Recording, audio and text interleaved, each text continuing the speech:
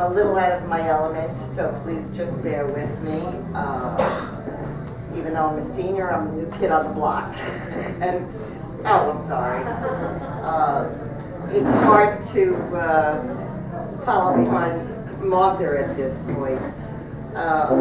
My parents moved here in 1979 to Royal Palm, and my husband and I were down at a Kodak convention in Key Biscayne. And I said, Mom, we'll come up and see you. How do we get there? And she said, oh, just take the turnpike. When you get to Okeechobee, make a left. The first light you come to will be Royal Palm. And we said, my gosh, where do you live? And we bought a condo the next day.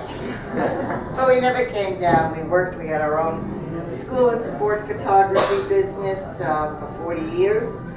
I know about small business. I know about competition. I just lost my train of thought. My husband, unfortunately, we did come down for a week or 10 days here or there in the area, and Royal Palm was absolutely always beautiful. Unfortunately, my husband passed away in 2005, and I sold the business a year or so later, and in 2009 I said to my brother, what should I do?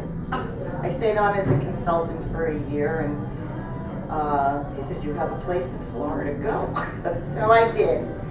And once you have a good business that it's hard to just be retired. So I joined the board at my condo.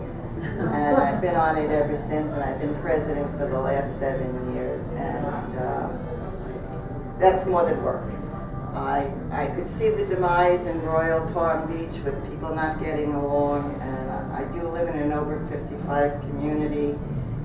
You hear the complaints, and there's not much you can do about it. And when Martha approached me to say, would you like to run for council, I said, I'll think about it. And I was in Birmingham, Alabama, visiting my grandchildren, and she emailed me and says, Tig, you're it, you're running. I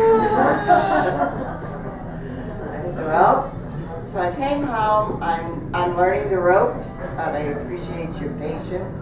And I agree with what Selena had to say, what Martha had to say. The council does not listen to the residents, and this was an underhanded thing that they are trying to pass through. There are many other options that could be on that parcel of land. Selena talked about the traffic. Royal Palm, as everybody knows, is a north and south road. Racetrack will be a magnet, not just for the trucks that are going to be going out west, but there'll be a magnet for other people north of Okeechobee. It's 10 cents cheaper, or a penny cheaper, or 2 cents cheaper. The traffic and the accidents are going to be horrific. So I've committed myself to this. I think if you listen to the residents, communities on the south end of town where I live, those condominiums have been there for 40 years or more, and those are the people that count. Those are the people that vote. Not that the working people don't vote, but you need to listen to everyone. And I'm in this wholeheartedly, both feet in. I know I've got a lot to learn, but I'm in it to win it, the same as Martha. So thank you all very much.